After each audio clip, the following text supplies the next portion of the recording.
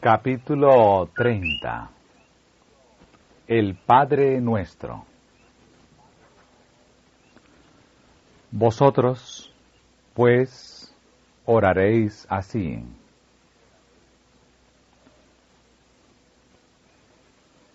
Nuestro Salvador dio 2 veces el Padre Nuestro. La primera vez a la multitud en el Sermón del Monte y la segunda, algunos meses más tarde, a los discípulos solos. Estos habían estado alejados por corto tiempo de su Señor y, al volver, lo encontraron absorto en comunión con Dios. Como si no percibiese la presencia de ellos, Él continuó orando en voz alta. Su rostro irradiaba un resplandor celestial. Parecía estar en la misma presencia del invisible.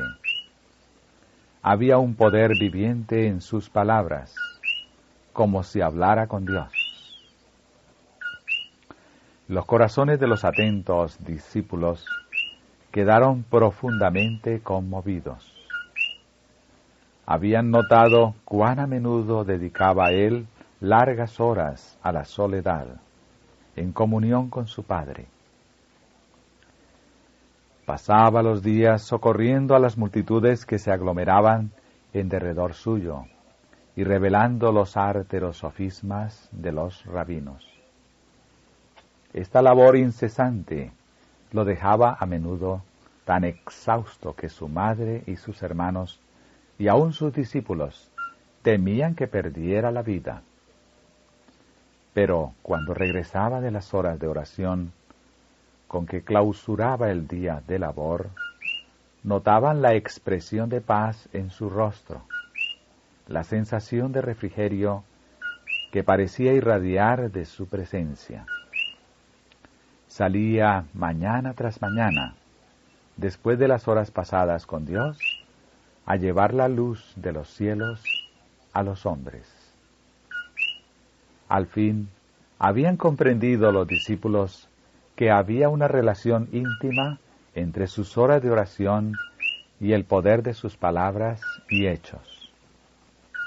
Ahora, mientras escuchaban sus súplicas, sus corazones se llenaron de reverencia y humildad. Cuando Jesús cesó de orar, exclamaron con una profunda convicción de su inmensa necesidad personal: Señor, enséñanos a orar. Jesús no les dio una forma nueva de oración. Repitió la que les había enseñado antes, como queriendo decir: necesitáis comprender lo que ya os di. Tiene una profundidad de significado que no habéis apreciado aún. El Salvador no nos limita, sin embargo, al uso de estas palabras exactas.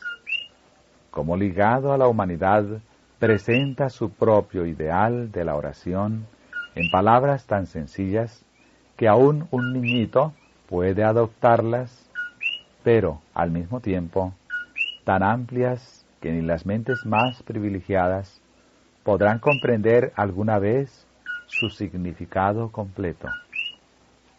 Nos enseña a allegarnos a Dios con nuestro tributo de agradecimiento, expresarle nuestras necesidades, confesar nuestros pecados y pedir su misericordia conforme a su promesa.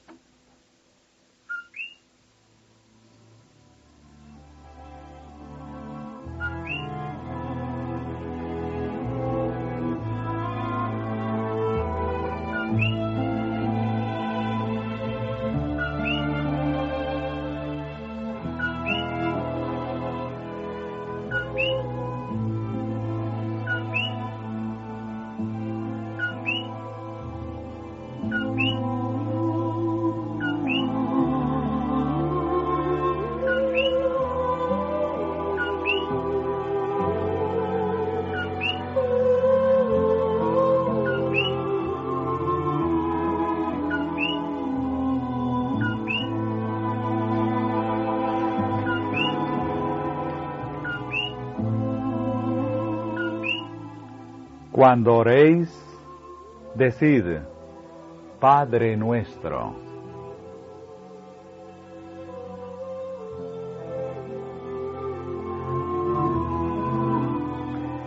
Jesús nos enseña a llamar a su Padre, nuestro Padre. No se avergüenza de llamarnos hermanos.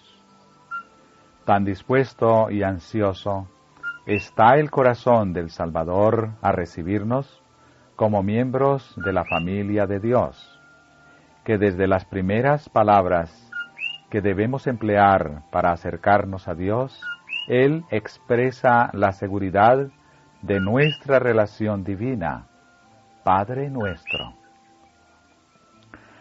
Aquí se enuncia la verdad maravillosa, tan alentadora y consoladora de que Dios nos ama como ama a su Hijo. Es lo que dijo Jesús en su postrera oración en favor de sus discípulos. Los has amado a ellos, como también a mí me has amado.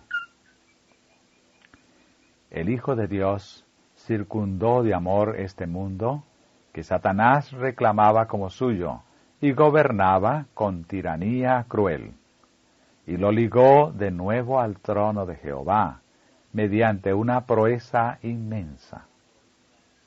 Los querubines, serafines y las huestes innumerables de todos los mundos no caídos entonaron himnos de loor a Dios y al Cordero cuando su victoria quedó asegurada. Se alegraron de que el camino a la salvación se hubiera abierto al género humano, pecaminoso, y porque la tierra iba a ser redimida de la maldición del pecado. ¿Cuánto más deben regocijarse aquellos que son objeto de tan asombroso amor? ¿Cómo podemos quedar en duda e incertidumbre y sentirnos huérfanos?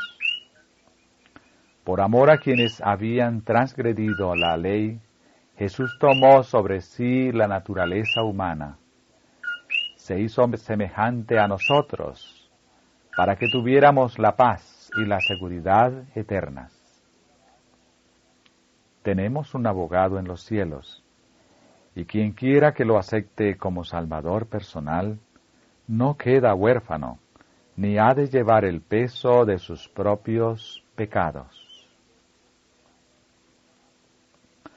Amados, ahora somos hijos de Dios. Y si hijos de Dios, también herederos, herederos de Dios, y coherederos con Cristo, si es que padecemos juntamente con Él, para que juntamente con Él seamos glorificados.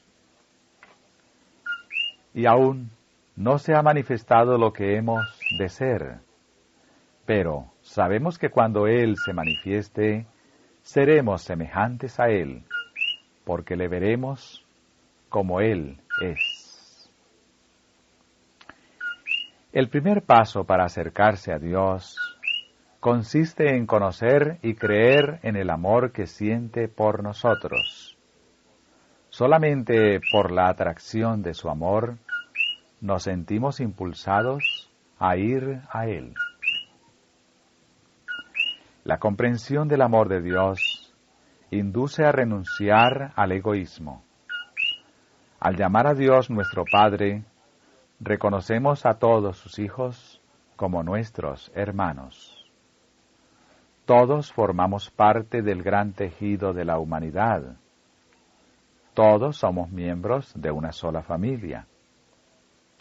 En nuestras peticiones hemos de incluir a nuestros prójimos, tanto como a nosotros mismos.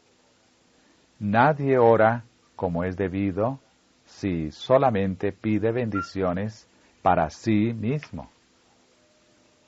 El Dios infinito, dijo Jesús, os da el privilegio de acercaros a Él y llamarlo Padre. Comprended todo lo que implica esto.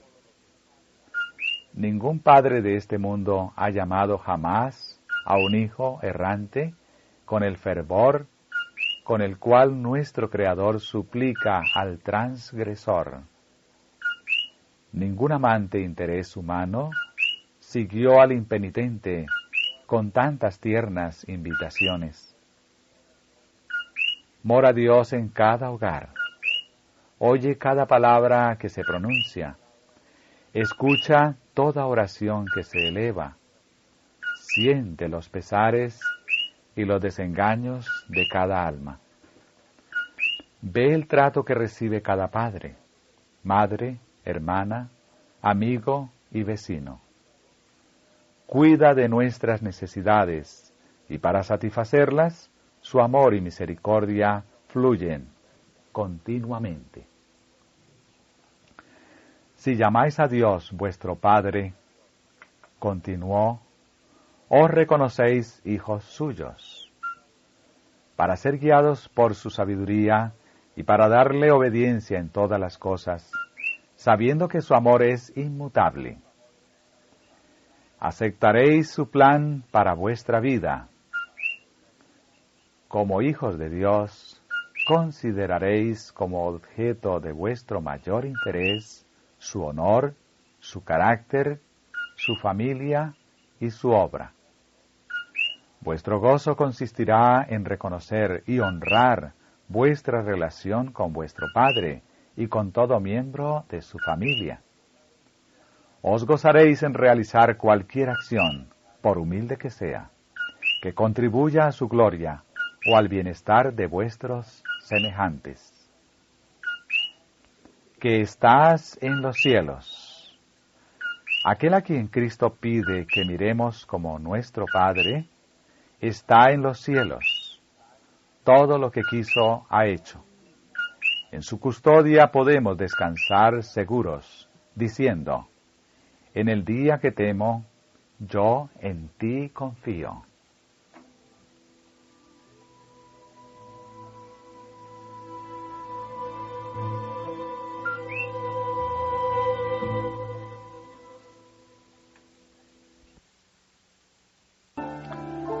Santificado sea tu nombre. Para santificar el nombre del Señor, se requiere que las palabras que empleamos al hablar del Ser Supremo sean pronunciadas con reverencia. Santo y temible es su nombre. Nunca debemos mencionar con liviandad los títulos ni los apelativos de la deidad. Por la oración entramos en la sala de audiencia del Altísimo y debemos comparecer ante Él con pavor sagrado. Los ángeles velan sus rostros en su presencia. Los querubines y los esplendorosos y santos serafines se acercan a su trono con reverencia solemne. ¿Cuánto más debemos nosotros, seres finitos y pecadores, presentarnos en forma reverente delante del Señor, nuestro Creador? Pero santificar el nombre del Señor significa mucho más que esto. Podemos manifestar, como los judíos contemporáneos de Cristo, la mayor reverencia externa hacia Dios y no obstante profanar su nombre continuamente. El nombre de Jehová es fuerte, misericordioso y piadoso, tardo para la ira y grande en misericordia y verdad, que perdona la iniquidad, la rebelión y el pecado. Se dijo de la Iglesia de Cristo, se la llamará Jehová, justicia nuestra. Este nombre se da a todo discípulo de Cristo. Es la herencia del Hijo de Dios. La familia se conoce por el nombre del Padre. El profeta Jeremías, en tiempo de tribulación y gran dolor, oró: sobre nosotros es invocado tu nombre. No nos desampares. Este nombre es santificado por los ángeles del cielo y por los habitantes de los mundos sin pecado. Cuando oramos, santificado sea tu nombre, pedimos que lo sea en este mundo, en nosotros mismos. Dios nos ha reconocido delante de hombres y ángeles como sus hijos. Pidámosle ayuda para no deshonrar el buen nombre que fue invocado sobre nosotros. Dios nos envía al mundo como sus representantes. En todo acto de la vida debemos manifestar el nombre de Dios. Esta petición exige que poseamos su carácter. No podemos santificar su nombre ni representarlo ante el mundo, a menos que en nuestra vida y carácter representemos la vida y el carácter de Dios. Esto podrá hacerse únicamente cuando aceptemos la gracia y la justicia de Cristo.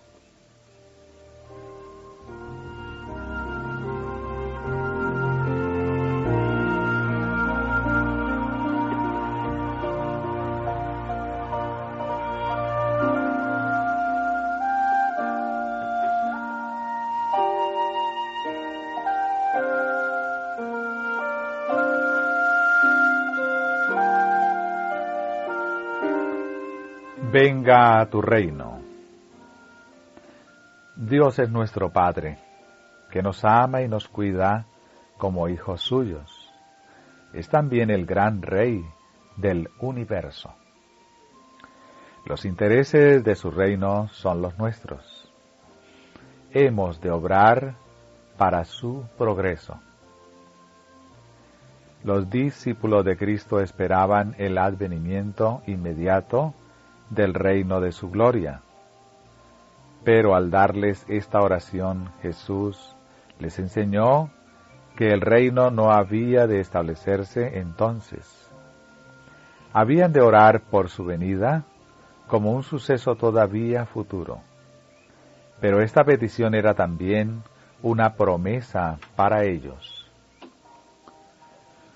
Aunque no verían el advenimiento del reino en su tiempo, el hecho de que Jesús les dijera que oraran por él es prueba de que vendrá seguramente cuando Dios quiera. El reino de la gracia de Dios se está estableciendo, a medida que ahora, día tras día, los corazones que estaban llenos de pecado y rebelión se someten a la soberanía de su amor. Pero el establecimiento completo del reino de su gloria no se producirá hasta la segunda venida de Cristo a este mundo.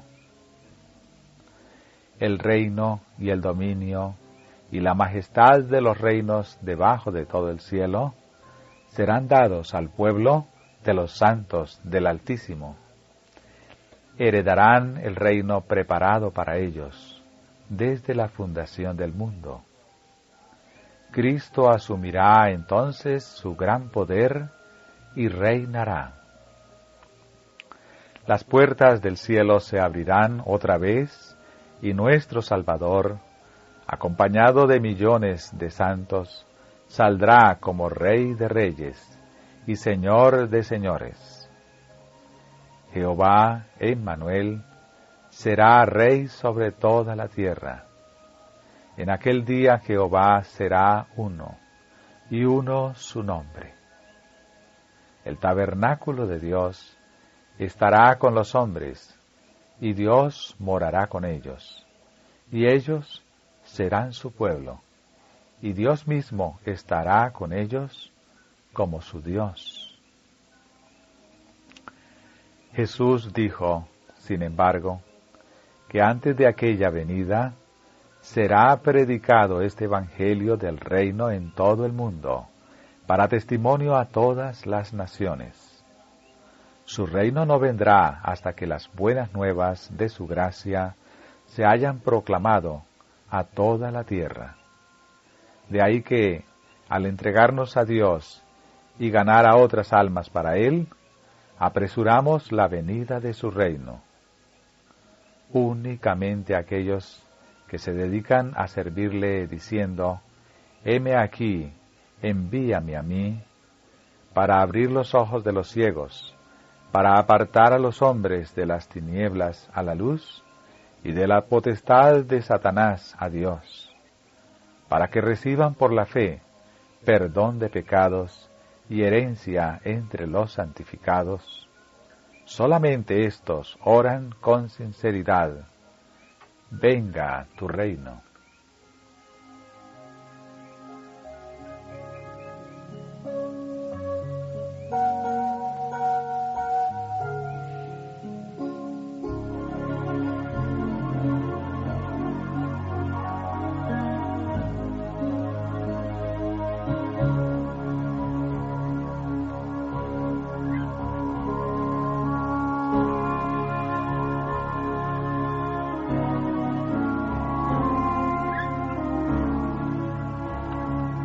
Hágase tu voluntad, como en el cielo, así también en la tierra. La voluntad de Dios se expresa en los preceptos de su sagrada ley, y los principios de esta ley son los principios del cielo. Los ángeles que allí residen no alcanzan conocimiento más alto que el saber la voluntad de Dios, y el hacer esa voluntad es el servicio más alto en que puedan ocupar sus facultades. En el cielo no se sirve con espíritu legalista. Cuando Satanás se rebeló contra la ley de Jehová, la noción de que había una ley sorprendió a los ángeles, casi como algo en que no habían soñado antes. En su ministerio los ángeles no son como siervos, sino como hijos. Hay perfecta unidad entre ellos y su Creador. La obediencia no es trabajo penoso para ellos. El amor a Dios hace de su servicio un gozo. Así sucede también con toda alma en la cual mora Cristo, la esperanza de gloria.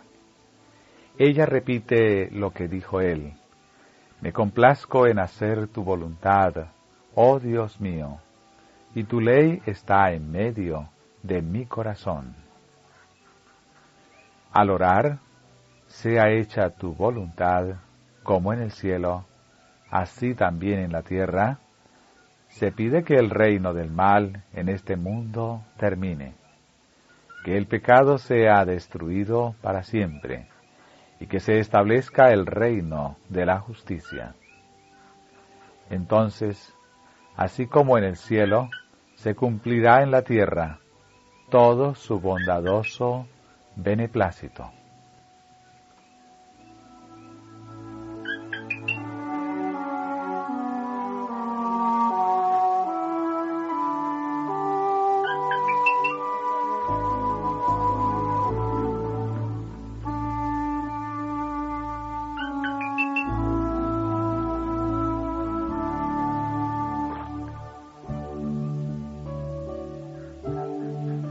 El pan nuestro de cada día, dánoslo hoy.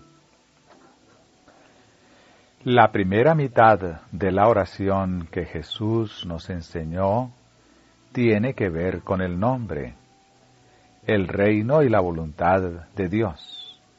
Que sea honrado su nombre, establecido su reino y hecha su voluntad. Y así, cuando hayamos hecho del servicio de Dios nuestro primer interés, podremos pedir que nuestras propias necesidades sean suplidas y tener la confianza de que lo serán. Si hemos renunciado al yo y nos hemos entregado a Cristo, somos miembros de la familia de Dios, y todo cuanto hay en la casa del Padre es nuestro. Se nos ofrecen todos los tesoros de Dios, tanto en el mundo actual como en el venidero. El ministerio de los ángeles, el don del Espíritu, las labores de los siervos, todas estas cosas son para nosotros. El mundo, con cuanto contiene, es nuestro en la medida en que pueda beneficiarnos. Aún la enemistad de los malos resultará una bendición, porque nos disciplinará para entrar en los cielos. Si somos de Cristo, todo es nuestro. Por ahora somos como hijos que aún no disfrutan de su herencia. Dios no nos confía nuestro precioso legado, no sea que Satanás nos engañe con sus artificios astutos, como engañó a la primera pareja en el Edén. Cristo lo guarda seguro para nosotros, fuera del alcance del despojador. Como hijos, recibiremos día tras día lo que necesitamos para el presente. Diariamente debemos pedir: el pan nuestro de cada día, dánoslo hoy. No nos desalentemos si no tenemos bastante para mañana. Su promesa es segura. Vivirás en la tierra, y en verdad serás alimentado. Dice David: joven fui, y he envejecido, y no he visto justo desamparado, ni su descendencia que mendigue pan. El mismo Dios que envió los cuervos para dar pan a Elías, cerca del arroyo de Kerit, no descuidará a ninguno de sus hijos fieles y abnegados. Del que anda en la justicia se ha escrito: se le dará su pan, y sus aguas serán seguras. No serán avergonzados en el mal tiempo, y en los días de hambre serán saciados. El que no escatimó ni a su propio Hijo, sino que lo entregó por todos nosotros, ¿cómo no nos dará también con él todas las cosas? El que alivió los cuidados y ansiedades de su madre viuda, y la ayudó a sostener la familia en Nazaret, simpatiza con toda madre en la lucha para proveer alimento a sus hijos. Quien se compadeció de las multitudes porque estaban desamparadas y dispersas, sigue teniendo compasión de los pobres que sufren. Les extiende las manos para bendecirlos, y en la misma plegaria que dio a sus discípulos, nos enseña a acordarnos de los pobres. Al orar: el pan nuestro de cada día, dánoslo hoy, pedimos para los demás, tanto como para nosotros mismos. Reconocemos que lo que Dios nos da no es para nosotros solos. Dios nos lo confía para que alimentemos a los hambrientos. De su bondad ha hecho provisión para el pobre. Dice: cuando hagas comida o cena, no llames a tus amigos, ni a tus hermanos, ni a tus parientes, ni a vecinos ricos. Mas cuando hagas banquete, llama a los pobres, los mancos, los cojos y los ciegos, y serás bienaventurado, porque ellos no te pueden recompensar, pero te será recompensado en la resurrección de los justos. Y poderoso es Dios para hacer que abunde en vosotros toda gracia, a fin de que, teniendo siempre en todas las cosas todo lo suficiente, abundéis para toda buena obra. El que siembra escasamente también segará escasamente, Y el que siembra generosamente, generosamente también segará. La oración por el pan cotidiano incluye no solamente el alimento para sostener el cuerpo, sino también el pan espiritual, que nutrirá el alma para vida eterna. Nos dice Jesús: trabajad, no por la comida que perece, sino por la comida que a vida eterna permanece.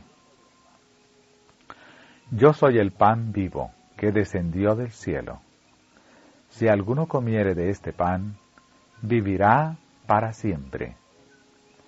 Nuestro Salvador es el pan de vida. Cuando miramos su amor y lo recibimos en el alma, comemos el pan que desciende del cielo. Recibimos a Cristo por su palabra, y se nos da el Espíritu Santo para abrir la palabra de Dios a nuestro entendimiento y hacer penetrar sus verdades en nuestro corazón. Hemos de orar día tras día para que, mientras leemos su palabra, Dios nos envíe su Espíritu con el fin de revelarnos la verdad que fortalecerá nuestras almas para las necesidades del día. Al enseñarnos a pedir cada día lo que necesitamos, tanto las bendiciones temporales como las espirituales, Dios desea alcanzar un propósito para beneficio nuestro.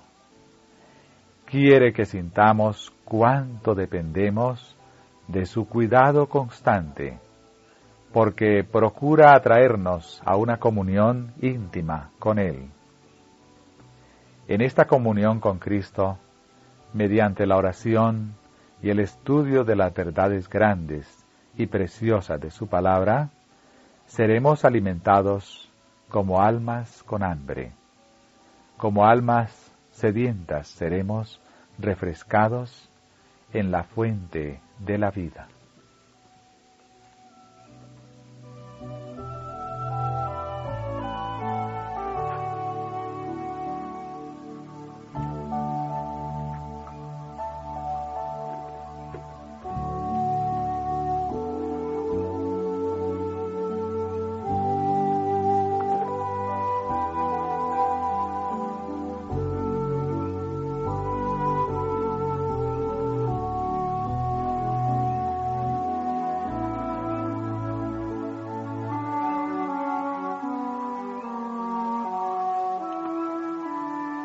Perdónanos nuestras deudas, como también nosotros perdonamos a nuestros deudores.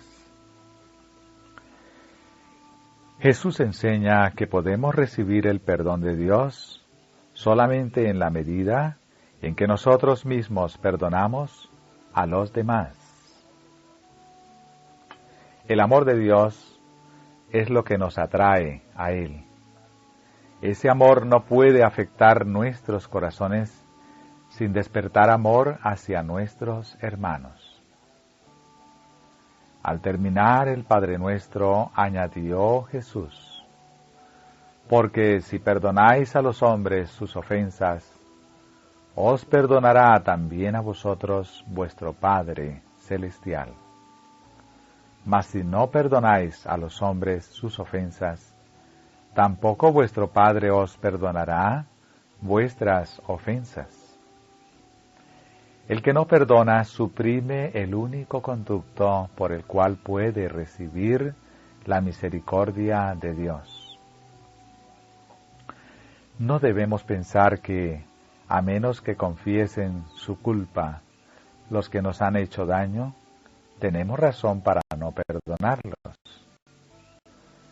Sin duda, es su deber humillar sus corazones por el arrepentimiento y la confesión, pero hemos de tener un espíritu compasivo hacia los que han pecado contra nosotros, confiesen o no sus faltas. Por mucho que nos hayan ofendido, no debemos pensar de continuo en los agravios que hemos sufrido, ni compadecernos de nosotros mismos por los daños. Así como esperamos que Dios nos perdone nuestras ofensas, debemos perdonar a todos los que nos han hecho mal. Pero el perdón tiene un significado más abarcante del que muchos suponen. Cuando Dios promete que será amplio en perdonar, añade como si el alcance de esa promesa fuera más de lo que pudiéramos entender.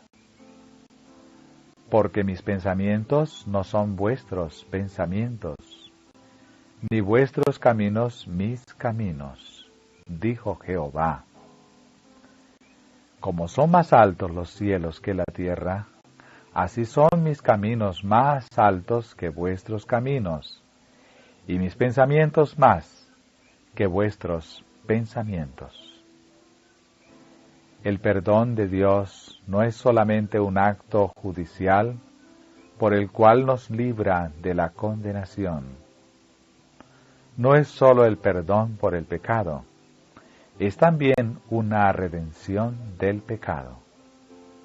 Es la efusión del amor redentor que transforma el corazón.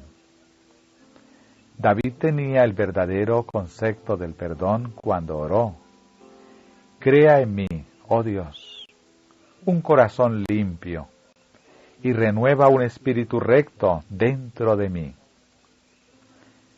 También dijo: cuanto está lejos el oriente del occidente, hizo alejar de nosotros nuestras rebeliones.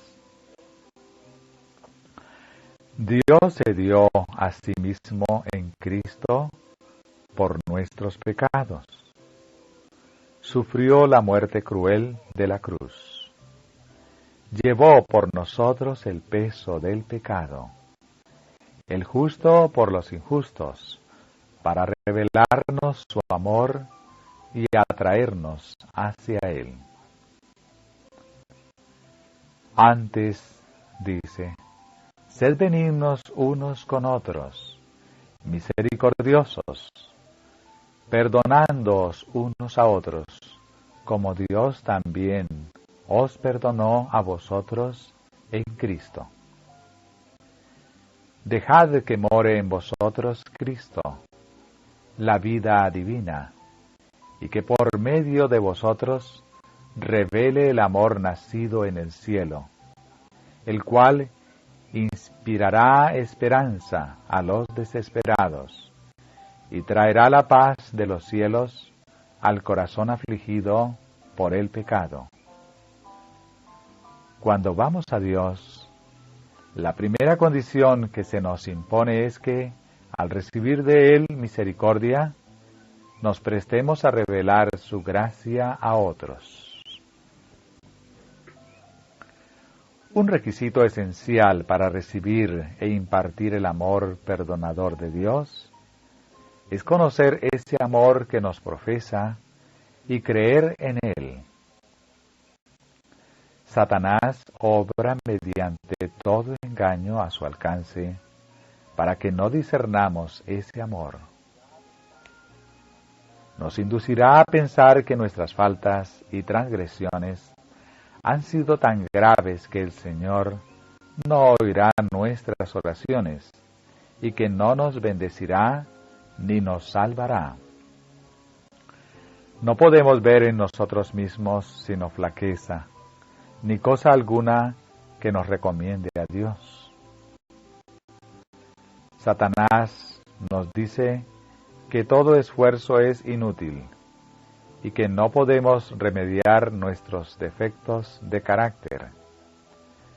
Cuando tratemos de acercarnos a Dios, sugerirá el enemigo: de nada vale que ores. ¿Acaso no hiciste esa maldad? ¿Acaso no has pecado contra Dios y contra tu propia conciencia? Pero podemos decir al enemigo: que la sangre de Jesús nos limpia de todo pecado.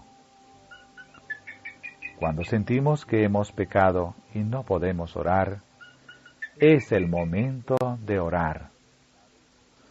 Podemos estar avergonzados y profundamente humillados, pero debemos orar y creer. Palabra fiel y digna de ser recibida por todos. Que Cristo Jesús vino al mundo para salvar a los pecadores, de los cuales yo soy el primero.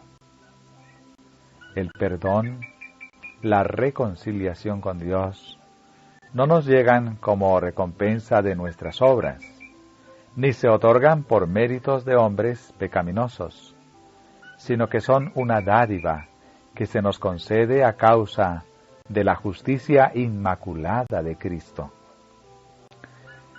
No debemos procurar reducir nuestra culpa hallándole excusas al pecado. Debemos aceptar el concepto que Dios tiene del pecado, algo muy grave en su estimación. Solamente el Calvario puede revelar la terrible enormidad del pecado. Nuestra culpabilidad nos aplastaría si tuviésemos que cargarla. Pero el que no cometió pecado tomó nuestro lugar. Aunque no lo merecíamos, llevó nuestra iniquidad. Si confesamos nuestros pecados, Dios es fiel y justo para perdonar nuestros pecados y limpiarnos de toda maldad. Verdad gloriosa. Él es justo con su propia ley y es a la vez el justificador de todos los que creen en Jesús. ¿Qué Dios como tú, que perdona la maldad y olvida el pecado del remanente de su heredad? No retuvo para siempre su enojo, porque se deleita en misericordia.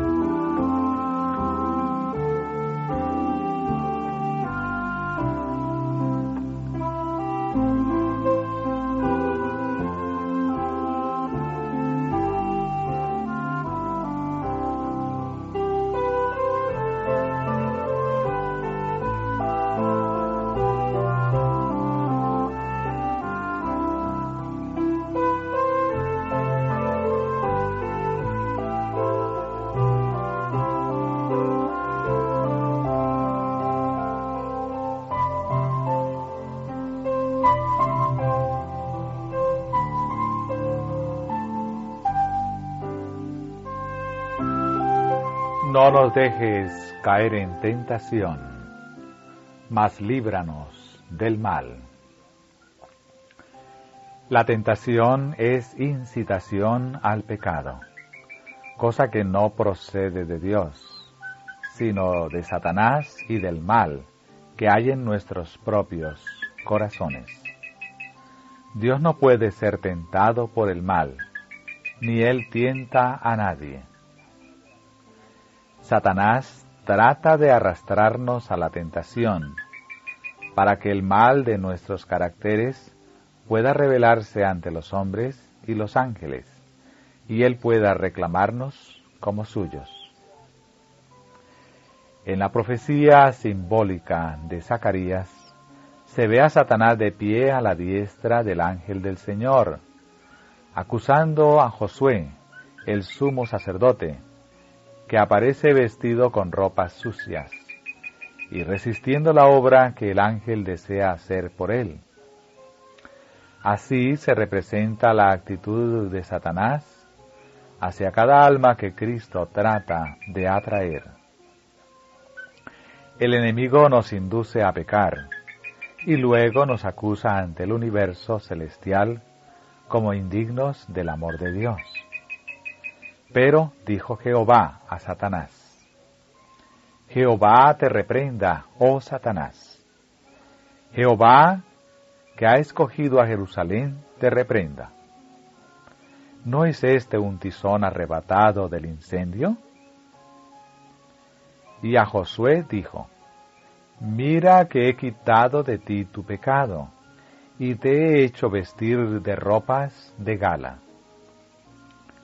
En su gran amor, Dios procura desarrollar en nosotros las gracias preciosas de su Espíritu. Permite que hallemos obstáculos, persecución y opresiones, pero no como una maldición, sino como la bendición más grande de nuestra vida. Cada tentación resistida, cada aflicción sobrellevada valientemente, nos da nueva experiencia y nos hace progresar en la tarea de edificar nuestro carácter. El alma que resiste la tentación, mediante el poder divino, revela al mundo y al universo celestial la eficacia de la gracia de Cristo. Aunque la prueba no debe desalentarnos, por amarga que sea, hemos de orar que Dios no permita que seamos puestos en situación de ser seducidos por los deseos de nuestros propios corazones malos. Al elevar la oración que nos enseñó Cristo, nos entregamos a la dirección de Dios y le pedimos que nos guíe por sendas seguras. No podemos orar así con sinceridad y decidir luego que andaremos en cualquier camino que elijamos. Aguardaremos que su mano nos guíe y escucharemos su voz que dice, este es el camino, andad por él.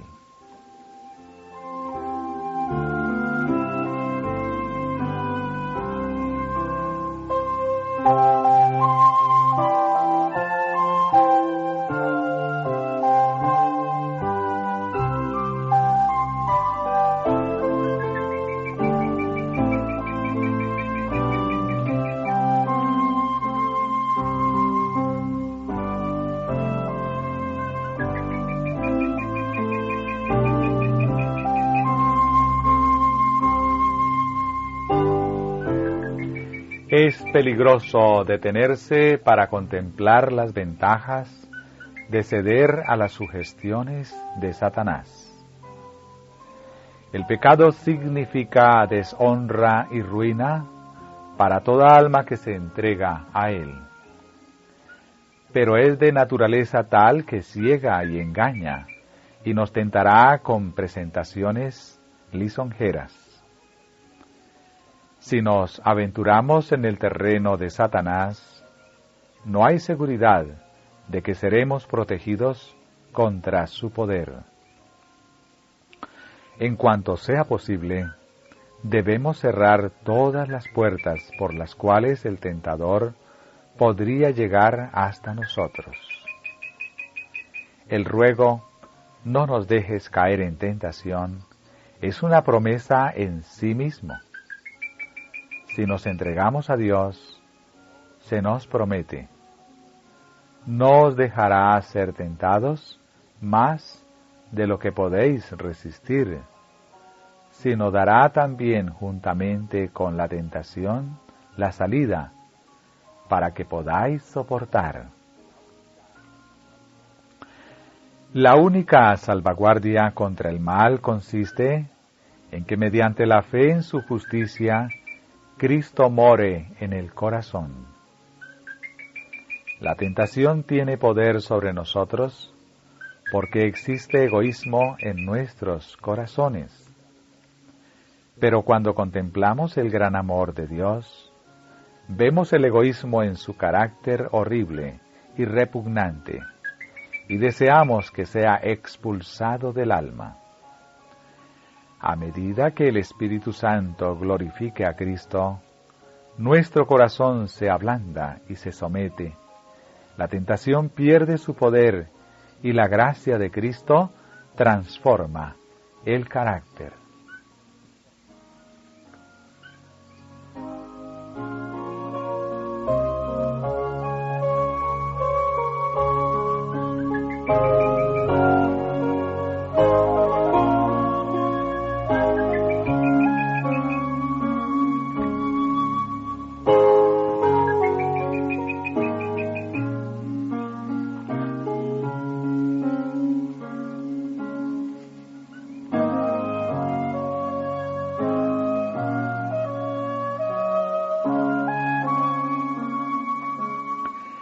Cristo no abandonará al alma por la cual murió. Ella puede dejarlo a Él y ser vencida por la tentación, pero nunca puede apartarse Cristo de uno a quien compró con su propia vida. Si pudiera agudizarse nuestra visión espiritual, veríamos almas oprimidas y sobrecargadas de tristeza, a punto de morir de desaliento. Veríamos ángeles volando rápidamente para socorrer a estos tentados, quienes se hallan como al borde de un precipicio. Los ángeles del cielo rechazan las huestes del mal que rodean a estas almas y las guían hasta que pisen un fundamento seguro. Las batallas entre los dos ejércitos son tan reales como las que sostienen los ejércitos del mundo, y del resultado del conflicto espiritual depende los destinos eternos.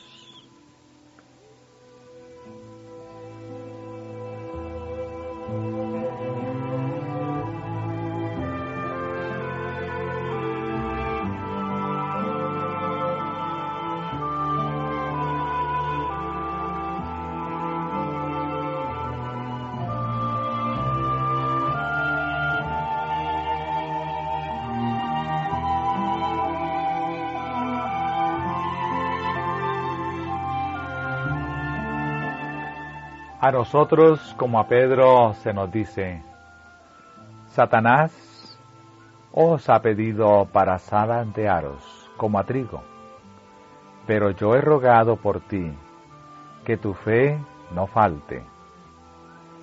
Gracias a Dios, no se nos deja solos.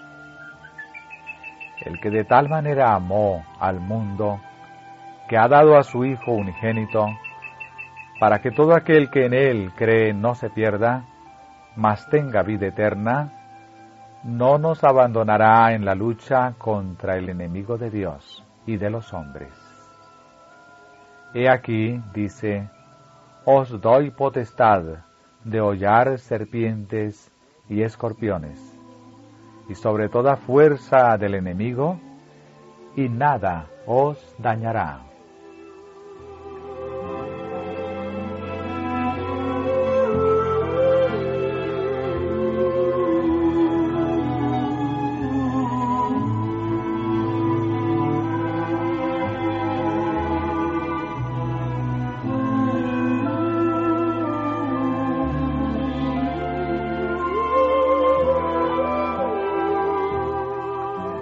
Vivamos en contacto con el Cristo vivo, y Él nos asirá firmemente con una mano que nos guardará para siempre.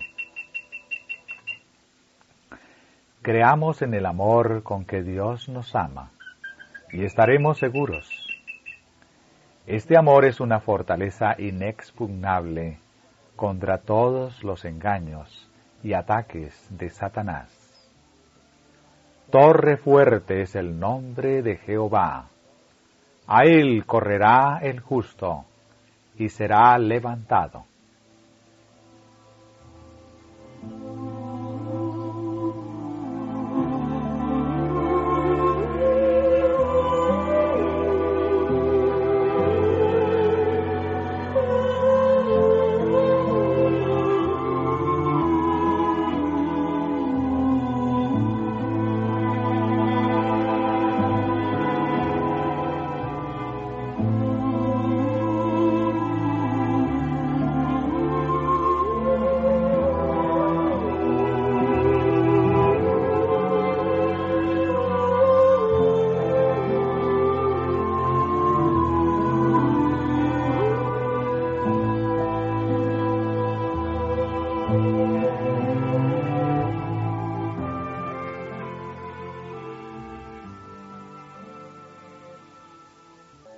Subtítulo: Porque tuyo es el reino, y el poder, y la gloria.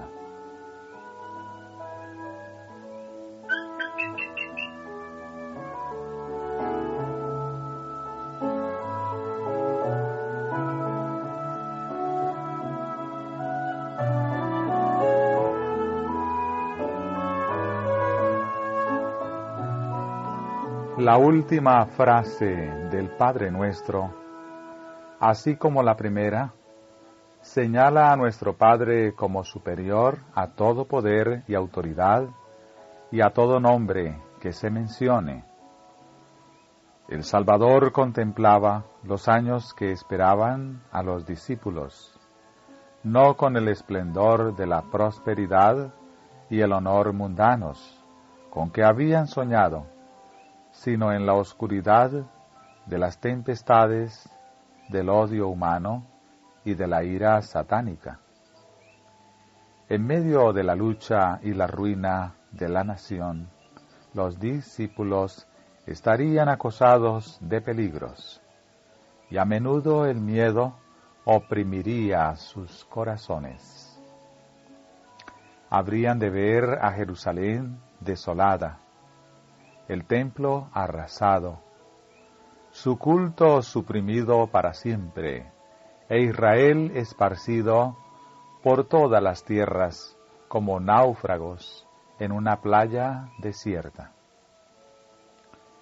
Dijo Jesús: oiréis hablar de guerras y rumores de guerras. Se levantará nación contra nación, y reino contra reino, y habrá pestes y hambres y terremotos por diferentes lugares, y todo esto será principio de dolores. A pesar de ello, los discípulos de Cristo no debían pensar que su esperanza era vana, ni que Dios había abandonado al mundo. El poder y la gloria pertenecen a aquel cuyos grandes propósitos se irán cumpliendo sin impedimento hasta su consumación. En aquella oración que expresaba sus necesidades diarias, la atención de los discípulos de Cristo fue dirigida por encima de todo el poder y el dominio del mal, hacia el Señor su Dios, cuyo reino gobernaba a todos, y quien es Padre y amigo eterno.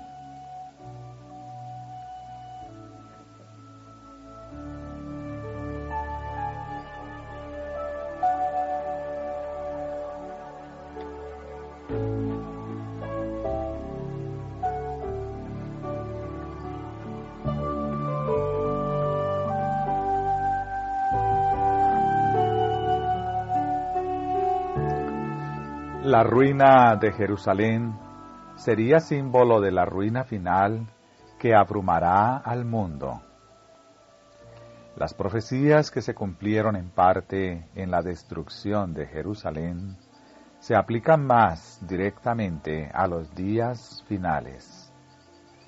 Estamos ahora en el umbral de acontecimientos grandes y solemnes. Nos espera una crisis como jamás ha presenciado el mundo. Tal como a los primeros discípulos, nos resulta dulce la segura promesa de que el reino de Dios se levanta sobre todo. El programa de los acontecimientos venideros está en manos de nuestro Hacedor. La majestad del cielo tiene a su cargo el destino de las naciones, así como también lo que atañe a la Iglesia. El instructor divino dice a todo instrumento en el desarrollo de sus planes, como dijo a Ciro: yo te ceñiré, aunque tú no me conociste.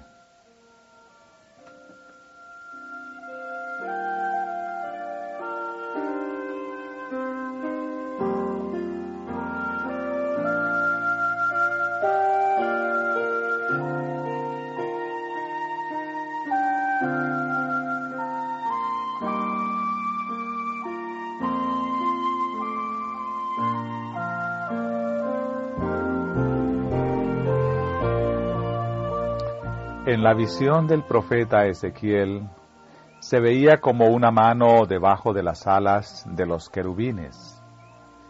Era para enseñar a sus siervos que el poder divino es lo que les da éxito. Aquellos a quienes Dios emplea como mensajeros suyos no deben pensar que su obra depende de ellos. No se deja a los seres finitos la tarea de asumir esta carga de responsabilidad. El que no duerme, sino que obra incesantemente por el cumplimiento de sus propósitos, hará progresar su causa, estorbará los planes de los impíos y confundirá los proyectos de quienes intenten perjudicar a su pueblo. El que es el Rey, Jehová de los ejércitos, está sentado entre los querubines y en medio de la guerra y el tumulto de las naciones, guarda aún a sus hijos. El que gobierna en los cielos es nuestro Salvador. Mide cada aflicción. Vigila el fuego del horno, que debe probar a cada alma. Cuando las fortificaciones de los reyes caigan derribadas, cuando las flechas de la ira atraviesen los corazones de sus enemigos, su pueblo permanecerá seguro en sus manos.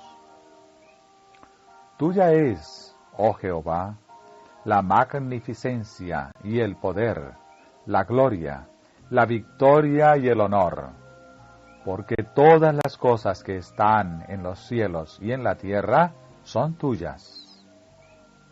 En tu mano está la fuerza y el poder, y en tu mano el hacer grande y el dar poder a todos.